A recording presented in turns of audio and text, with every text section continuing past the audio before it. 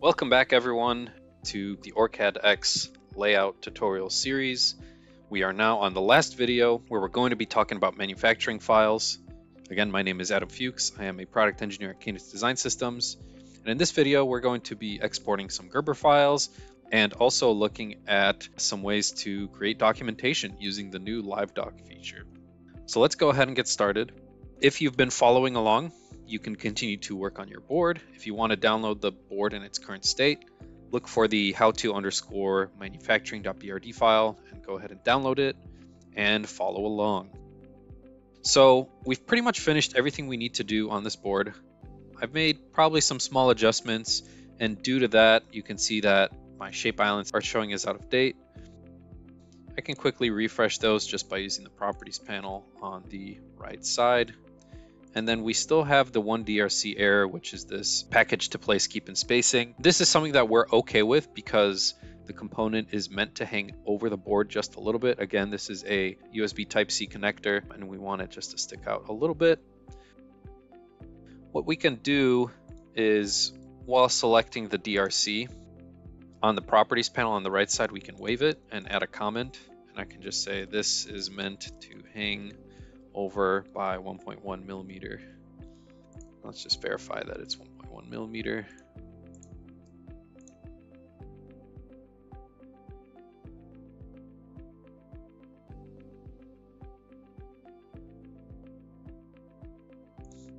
Oh, not sure why it doesn't want to do the measurement for me, but X 22.9771 and X minus 1.1. So yep, we got about 1.1 millimeters there. In this case, it doesn't matter too much what the comment is. The issue is now waived. And anyone that opens this board and wants to look at the DRCs will also be able to see that the DRC is waived, you know, what the comment was, who waived it.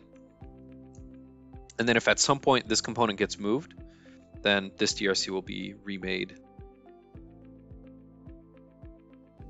And you can waive it again if you need to.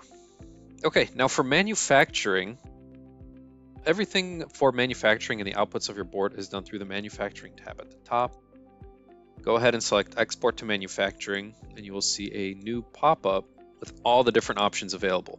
Now, if this is your first time exporting outputs for a PCB board, this might be a little daunting and a little too much information, but for the most part, you can either use the IPC 2581 output or the fabrication Gerber, and OrCAD X layout has pretty much set everything else up for you. So unless you need to do something specific, go ahead and just continue on with the defaults, and then you can view those in a Gerber viewer of your choice. If you are an advanced user and need to make some changes, selecting any of these options, for example, if we're going to export Gerber files, selecting the artwork, for example, allows us to choose the scale factor, whether or not we need leading or trailing zeros. These are just some things that your manufacturer may or may not require. Same thing if I select NC drill options. You can see that the settings appear on the right side. And if you need to include anything else in the fabrication Gerber output, simply select it from this drop-down, for example, a bill of materials report, and click the plus, and you'll see that it'll get added to this fabrication Gerber output drop-down. You'll notice that in the fabrication Gerber output, we have this artwork section. Artwork being the layers in our board, which need to be translated into this Gerber format. What these actually stand for, the external conductor, internal conductor, etc., can be configured through the Configure Artwork Films button at the bottom left.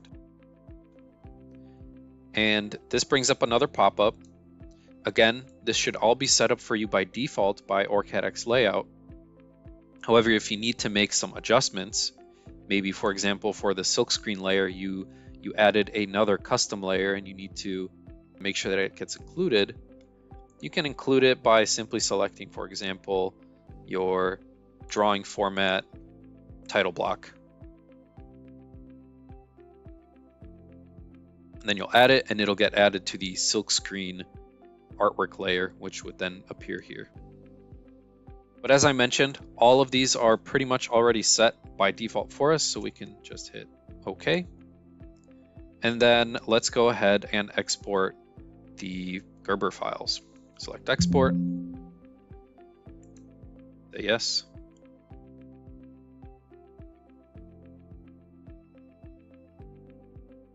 Once the export is done, you can verify that everything went okay by selecting View Log in the bottom right here. It'll bring up a nice little text file, and you can scroll down and see that it successfully generated all the artwork, the NC route, the net list, Bacterial report, even the bill of materials that we added was also successfully generated. And then these are the artwork layers that it generated for us. So we can go ahead and close that. And let's go ahead and quickly just inspect what our output files look like. So in the same folder as where your layout resides, you should see a archive. Actually, depending on if you have this Create Archive selected or not, you will either see an archive or all the files simply in the same folder. I greatly recommend choosing Create Archive, as it'll keep everything in a single zip file for you. You can go ahead and inspect what's inside of here, and you'll notice that there's all of these art files. These are your Gerber layers. So we have our top layer, there's our bottom layer. Let's go ahead and sort by type. So these are all of our artwork files. We have the DRL. We also have some IPC logs. We have the PDFs up here. There's the BOM report. We can open this in a text file.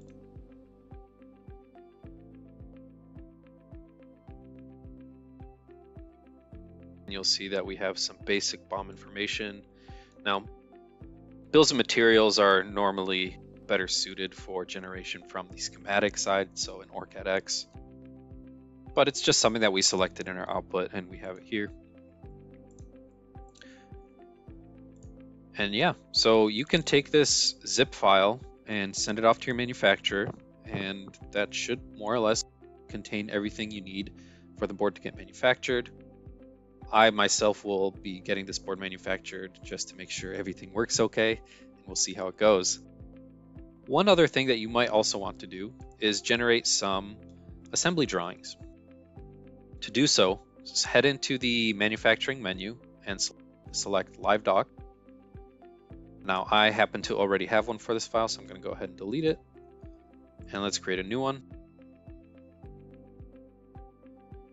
Now LiveDOC is basically a document editor that has some pre-generated outputs that we can place on it. For example, notice here that we have a stack-up table, which shows all of the layers in our stack-up. Here is a summary of the different drills in our board. For example, we only have through holes that go from top to bottom layer. Here is a preview of the top layer copper, and each of these can be selected, and you can choose, for example, the scale, if you want it rotated, what the title of it is.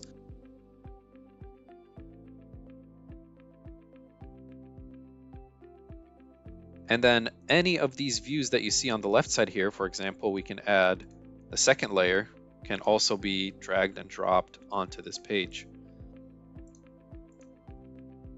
Now, by default, this starts on a C-size page. If you need to adjust the size of the page, go ahead and do so on the right side here in the properties, as well as changing the page name. If you need to add another page, at the bottom here, there's a floating toolbar where you can click the Add Page button. And you should see that there's already a second page called Assembly at the bottom here, which has our assembly top layer. And we can go ahead and expand that.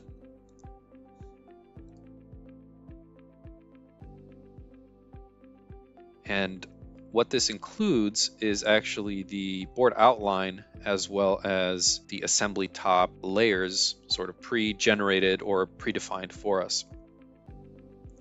If, for example, I want to include other layers in the assembly top view, I can go into the, let's deselect this first, I can go into the visibility tab in the left-hand sided panel. I select my view, in this case it's the assembly top view, and then I have some options for which different layers I actually want to enable or disable for this view. So for example, I can turn on my silkscreen top, the OrCAD X layout tutorial board, the little silkscreen that we drew earlier appears. Or if I want to include, for example, the top layer pins, I can do so by selecting that.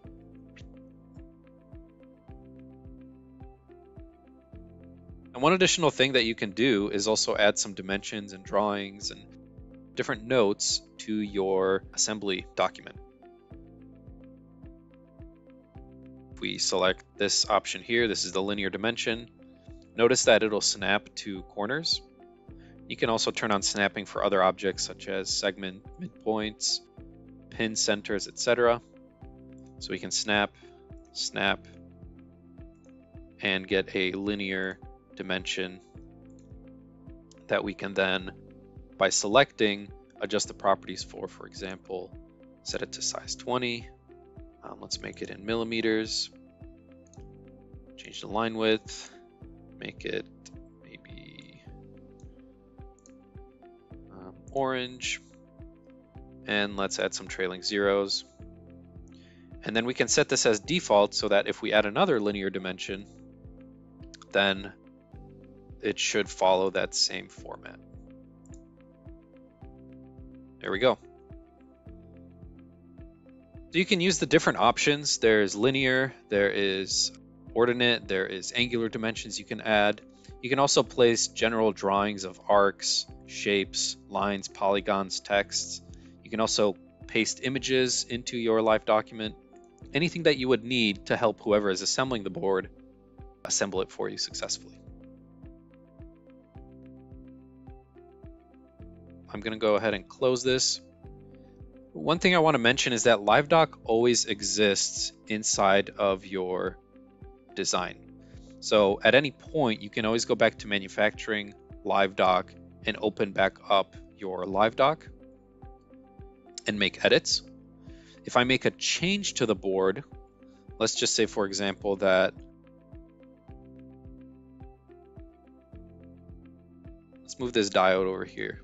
If I move this diode, I should see those changes automatically reflected in my live document. And there it goes, it refreshed and the change has come through. So you don't have to worry about regenerating it every time. The tool automatically handles that for you. Let's go ahead and undo that. Come back to LiveDOC, and there it goes. So feel free to play around more with LiveDOC. There's a lot of different options and things that you can do. As you can see, there's some different views and charts that you can add. One last thing that I want to talk about for fabrication outputs is if you go into File, there's an option for 3D export. And what this allows you to do is export a 3D view of your PCB board so that other designers, whether they're 3D CAD designers or maybe someone with graphic design experience, they can take that 3D file and do whatever they need to do with it. So in the 3D export, there's a couple different options. The most important one being the output type. So there's STEP, which is fairly generic and accepted by almost every tool that I know of. There's also PDF if you're sending it to someone who doesn't have access to a CAD tool. And then there's a bunch of different options for what units you want to use, whether or not you want to show holes in your 3D output, so mechanical holes, vias, and then which layers you want to include as well. Now, one thing I do want to mention is for large boards, especially, once you start adding things like through-hole pins or vias, the 3D files can start to grow quite large in size. So just be aware of that as you are exporting these, and make sure that whoever is accessing that file is aware of maybe, hey, I'm sending a large 3D exported file with a lot of different geometries in it. that is about it. So we have now created a board, routed it, created some manufacturing files, and they're ready to be exported to a board manufacturer. Hopefully you've enjoyed these videos, and if you have any questions or comments or suggestions, please feel free to comment. Thank you so much.